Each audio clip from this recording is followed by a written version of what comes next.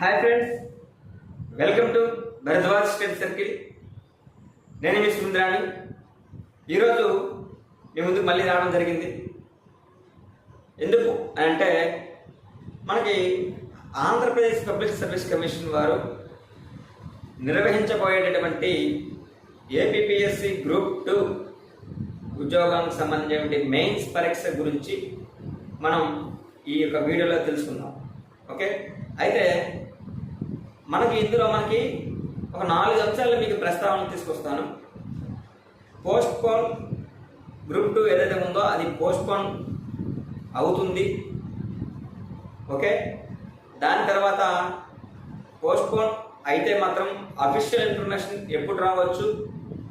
Okay, లేకపోతే ఇంకొకటి third వచ్చేసరికి అఫీషియల్ ఇన్ఫర్మేషన్ అండ్ డేట్ రెండు ఒకేసారి రిలీజ్ చేస్తారా, లేకపోతే 4వది పాయింట్ ఏంటంటే ఎగ్జామ్ అనేది డేట్ ఎప్పుడు ఉండవచ్చు. ఓకే, ఫైనల్గా మనకి 5th పాయింట్ వచ్చేసరికి ఆ ఎగ్జామ్ డేట్కి సంబంధించి ఇప్పటి నుంచి కూడా ఆ రోజుకు ఏ విధంగా ఇక ప్రిపరేషన్ని మనం ముందుకు తీసుకువెళ్ళాలి అనేటువంటి అంశాలను ఇందులో ప్రస్తావించుకున్నాం. ఓకే, అయితే ఇవన్నీ కూడా వినే ముందు ప్లీజ్ సబ్స్క్రైబ్ చేయండి మిత్రులారా. అదేవిధంగా నా యొక్క వీడియోని ఒక లైక్ కొట్టి మీరు మీ ఫ్రెండ్స్కి ఇక ఇన్ఫర్మేషన్ షేర్ చేస్తారని చెప్పేసి కోరుకుంటున్నాను. అయితే టాపిక్లోకి వెళ్దాం. మనం ఇక్కడ ఆంధ్రప్రదేశ్ పబ్లిక్ సర్వీస్ కమిషన్ సంబంధించి ఈ యొక్క గ్రూప్ 2 ఉద్యోగానికి సంబంధించి మెయిన్స్ పరీక్ష అనేది వాయిదా వేయమని చాలా వరకు కూడా అడగడం జరిగింది. కాబట్టి ఈ యొక్క వాయిదా అంశాన్ని కూడా చాలా వరకు లేవనెత్తాం. అందరు నిరుద్యోగులు కూడా వెళ్ళారు. అదేవిధంగా చూసుకున్నట్లయితే చాలా వరకు మనకి ఎమ్మెల్సీ స్థాయిలో ఉన్నటువంటి ఎవరైతే ఉన్నారో నాయకులు వారందరూ కూడా ఈ యొక్క వినతి పత్రాలు సమర్పించడం కూడా జరిగింది. నిరుద్యోగ ఐక్యవేత్త కూడా కొన్ని వినతి పత్రాలు సమర్పించడం అనేది జరిగింది. కాబట్టి ఇంకొక విషయం దీంట్లోనే ఏంటంటే ఈ విషయాలన్నీ జోడించుకొని మనకి పబ్లిక్ సర్వీస్ కమిషన్లో ఉండేటువంటి మెంబర్ అయినటువంటి ఓకే అందరితో కూడా కొద్దిగా ఫ్రెండ్లీగా ఉండేటువంటి మెంబర్ అయినటువంటి శ్రీ పరిగే సుధీర్ సార్ని ఒక వినతి కోరడం అనేది జరిగింది. సార్, ఎగ్జామినేషన్ అనేది పోస్ట్పోన్ కాబోతుందా? ఓకే, దీనికి ఏ విధంగా మీ స్పందన ఉండబోతుంది అని చెప్పేసి అడిగితే అతను రిప్లై కూడా మనకి ఇవ్వడం జరిగింది. ఎగ్జామినేషన్ అనేది పోస్ట్పోన్ అయితే ఉంటుంది. ఓకే, కానీ ఈ 2-3 రోజుల్లో మీకు వాటి యొక్క సర్క్యులర్ ఏదైతే ఉంటుందో అది మీకు జారీ చేస్తాము అని చెప్పేసి మాత్రం జరిగింది. ఓకే, అది మనకి ఫస్ట్ అంశం. అయితే మనకి కన్ఫర్మ్ అయ్యింది ఏంటి, పోస్ట్పోన్ అవుతుంది అనేటువంటి విషయాన్ని మీకు కన్ఫర్మ్ చేశాము. ఓకే, మళ్ళీ వీటి గురించి ఆలోచించుకోవద్దు. ఓకే, నెక్స్ట్ సెకండ్ అంశం ఏంటి అంటే మనకు ఈ కన్ఫర్మేషన్ సంబంధించినటువంటి అఫీషియల్ మనకి అఫీషియల్గా వచ్చినటువంటి ఇన్ఫర్మేషన్ ఎప్పుడు వెబ్ నోట్ వస్తుంది అనేటటువంటి వాటిని చూసుకున్నట్లయితే చెప్పినటువంటి విషయం ఏంటంటే ఒక 2-3 డేస్లో ఈ యొక్క అఫీషియల్ కన్ఫర్మేషన్ అనేది పెడతాము అని చెప్పి చెప్పడం జరిగింది.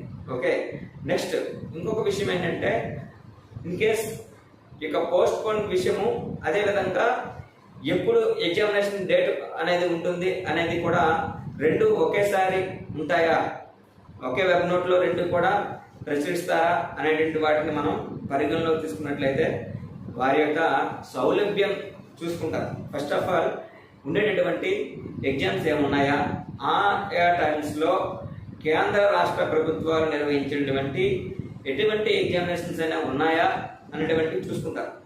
చూసి అక్కడ వారి యొక్క ప్రణాళిక అనేది చూసుకొని ఏ డేట్లో కొన్ని న్యాయపరమైన చిక్కులు కూడా రాకుండా ఏ డేట్లో అయితే ఎగ్జామ్ పెట్టదలుచుకున్నారో ఆయా డేట్స్లో మనల్ని ఆ రోజున ఎగ్జామ్ పెట్టడం కోసం అని చెప్పేసి ట్రై చేస్తున్నారు.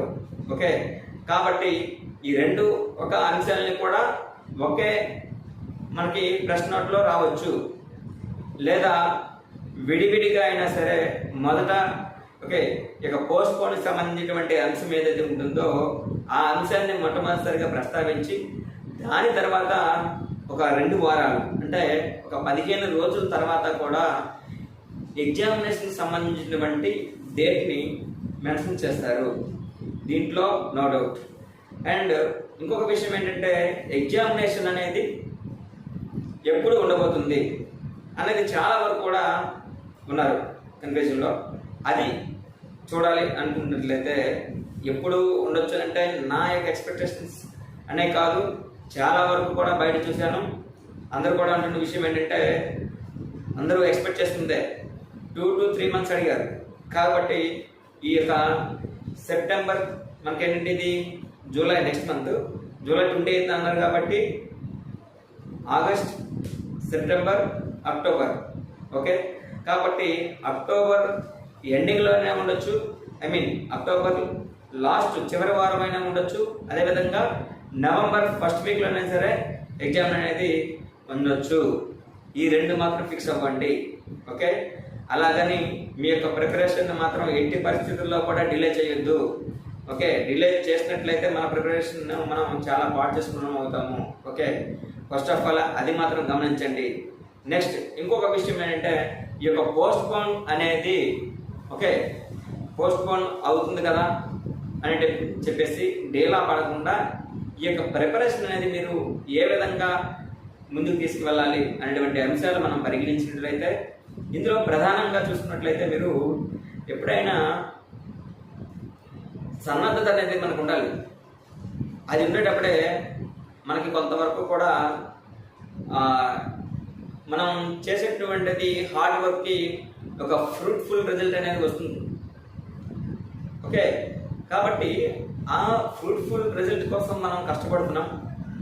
ఈ కష్టపడడంలో మనం మరొక మెట్టు స్టెప్ బై స్టెప్ కూడా మన మెదడుకి పదును పెట్టి ఎటువంటి క్వశ్చన్స్ అడుగుతున్నారు, క్వశ్చన్స్ యొక్క ధోరణి ఏంటి, ఇలాంటివన్నీ కూడా మనకి ఎక్కడ ఫాల్ చేస్తున్నాం, మనం ఎటువంటి తప్పులు చేస్తున్నాం, సరి అయినవి ఏంటి, సరికానివి ఏంటి, అక్కడ తప్పు అవుతుందా, లేకపోతే సరి అయిన వాక్యాలు ఎన్ని అనేటువంటి యూపీఎస్సీ లెవెల్స్ క్వశ్చన్స్ అడుగుతుంటారు.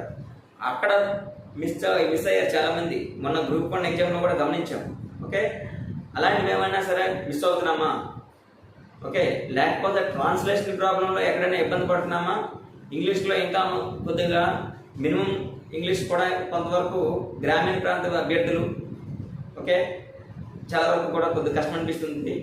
కాబట్టి మేము ఇంగ్లీష్లోనే ప్రిపేర్ ఇంగ్లీష్లో క్వశ్చన్ని అర్థం చేసుకోగలము అనే రీతిలో కూడా తయారవ్వాలి. అది మెయిన్ పాయింట్. నెక్స్ట్ ఏదైనా సరే మనకి చెప్పే ఉంటారు పేపర్లో, మనకి ప్రిపేర్ చేసినప్పుడు ఎగ్జామినర్ యొక్క కాన్సన్ట్రేషన్ అంతా కూడా ఓన్లీ ఇంగ్లీష్ మీడియంలోనే తయారు చేస్తారు వాళ్ళు. కాబట్టి అది ట్రాన్స్లేషన్ విషయంకి వెళ్ళేసరికి ట్రాన్స్లేషన్లో చాలా మిస్టేక్స్ గమనించాము. గతంలో కూడా మనకి గ్రూప్ 1లో చాలా వరకు కూడా ఒక 40 వరకు మిస్టేక్స్ ఉన్నాయండి 2018లో. Translation mistakes only. ఆల్రెడీ ముందే డైరెక్షన్ ఇచ్చారు, ఏదైనా సరే ఇప్పుడు ఆల్రెడీ ఇస్తూ ఉంటారు. ఏంటి, పేపర్ అనేది ఇంగ్లీష్ మీడియంలోనే క్రియేట్ చేయడం జరుగుతుంది, తెలుగు మీడియంలో మళ్ళీ కన్వర్ట్ చేసేటప్పుడు ఏమైనా పొరపాట్లు ఉంటే మాత్రం అది మాకు సంబంధం లేదు అని చెప్పేసి కూడా ఇస్తారు. కాబట్టి వీటి మీద కూడా మీరు కేంద్రీకరించి ఒక స్టెప్ ముందుకు వేయాలి. అదే అంశం. దాని తర్వాత కూడా ఇంకోటి, రెగ్యులర్గా కూడా ఏవైతే మనకి కష్టంగా అనిపించేటటువంటి సబ్జెక్టులు ఉన్నాయో వాటిని ఇష్టంగా మలుచుకోవడానికి ప్రయత్నించాలి. కష్టంగా ఉన్నటువంటి సబ్జెక్ట్స్ ఏవైతే ఉన్నాయో వాటిని ఇష్టంగా మలుచుకోవడానికి ట్రై చేయాలి. చాలా వరకు అంటారు ఇండియన్ ఎకానమీ చాలా కష్టం అని చెప్పేసి అంటారు, కానీ వాటిని కొద్దిగా ఇష్టంగా వస్తే చూడండి. కరెంట్ అఫైర్స్ చూడండి. రేపు పొద్దున మనకి జూలై 1 వస్తుంది, జిఎస్టీ డే. ఆ జిఎస్టీ డే ఏంటి, జిఎస్టీ పూర్వతలు ఏంటి, అంతకుముందు జిఎస్టీ లేకముందు ఉన్నటువంటి ట్యాక్స్లు ఏంటి, జిఎస్టీ అయిన తర్వాత వచ్చిన ట్యాక్స్లు ఏంటి, అందులో ఉన్నటువంటి యొక్క స్లాబ్ రేట్స్ ఏంటి, స్లాబ్ రేట్స్ ఏ వాటికి ఏ స్లాబ్స్ ఇస్తారు అవన్నీ కూడా చూడండి. నిత్యావసర సరుకుల మీద ఎంత ఉంది స్లాబ్ రేట్స్. అదేవిధంగా గోల్డ్ పైన ఎంత ఉంది, అసలు గోల్డ్ పై సెపరేట్ స్లాబ్ రేట్ ఉందా 3%. ఇలా తర్వాత అదే పెట్రోల్ ఉత్పత్తుల మీద కూడా స్లాబ్ రేట్స్ మారుస్తూ ఉన్నారు. అడిగారు నిర్మలా సీతారామన్ గారు స్టేట్స్కి కొన్ని విషయాలు అనేవి జారీ చేయడం జరిగింది. మీరు పెట్రోల్ ఉత్పత్తుల పైన మీ యొక్క స్లాబ్ ఏంటి అని చెప్పేసి అది మనం ఎక్స్పెక్ట్ చేయొచ్చు ఈజీగా. 28% ఉండొచ్చు మ్యాక్సిమం స్లాబ్ని కోరకుండా చాలా వరకు. ఇఫ్ ఇన్ కేస్ ఆ 50% ఆఫ్ స్టేట్స్ ఏవైతే ఉన్నాయో వారు యాక్సెప్ట్ చేస్తే మాత్రమే ఈ పెట్రోల్ అనేది మనకి జిఎస్టీలోకి వెళ్తుందని కూడా మనకు తెలిసిన విషయమే కదా. అయితే ఇటువంటి అంశాలు కాకుండా అక్కడ మనకి జిఎస్టీలో వచ్చేటువంటి అంశాలను జోడించుకొని కరెంట్ జిఎస్టీని తీసుకెళ్ళి మళ్ళీ అక్కడ మనకి పాలిటీలో కూడా కొన్ని అంశాలు ఉంటాయి. దాన్ని తీసుకెళ్ళి మళ్ళీ పాలిటీలో కలిపినప్పుడు ఏం గుర్తొస్తుంది అక్కడ కేంద్ర రాష్ట్ర సంబంధాలు ఉంటాయి కదా. కేంద్ర రాష్ట్ర సంబంధాల మధ్య ఉన్నటువంటి ఆర్థికపరమైనటువంటి సంబంధాలు ఉంటాయి. ఓకే, ఆ యొక్క ఆర్థికపరమైనటువంటి సంబంధాల్లో జిఎస్టీ ఒకటి. ఓకే, జిఎస్టీ ఒకటి. దాంతో పాటుగా పన్నులు ఏవైతే ఉన్నాయో ట్యాక్స్ సిస్టమ్ ఏదైతే ఉందో ట్యాక్సెస్ కూడా ఉంటాయి అందులో. దాన్ని జోడించండి. చూడండి ఎంత దాన్ని జోడించండి అంతే. చాలా సబ్జెక్ట్ ఉంటుంది. దీని ద్వారా ఏంటంటే మీకు కరెంట్ ఎకానమీ మీకు క్రియేట్ అవుతుంది. ఇంకా చాలా అంశాలు ఉన్నాయండి. అవన్నీ కూడా తర్వాత క్లాసులో మీకు చెప్పడం జరుగుతూ ఉంటుంది. కాబట్టి నా యొక్క ఛానల్ని మీరు సబ్స్క్రైబ్ చేసుకోండి. ఓకే, ఈ వీడియోని 10 మందికి మీరు షేర్ చేయండి. ఇంకోటి ఏంటంటే లైక్ చేయడం మాత్రం మర్చిపోవద్దు. ఇలాంటి ఇంకా మంచి వీడియోస్ మీకోసం చేయడానికి నేనైతే సిద్ధంగా ఉన్నాను. మీరు నా కోసం, నా వీడియోల కోసం చూడడానికి మీరు కూడా సిద్ధంగా ఉంటారని చెప్పేసి కోరుకుంటూ మీలో ఒకటిగా, మీలో అన్నయ్యగా ఓకే నేను ఉంటున్నాను. Okay, thank you very much and please support me.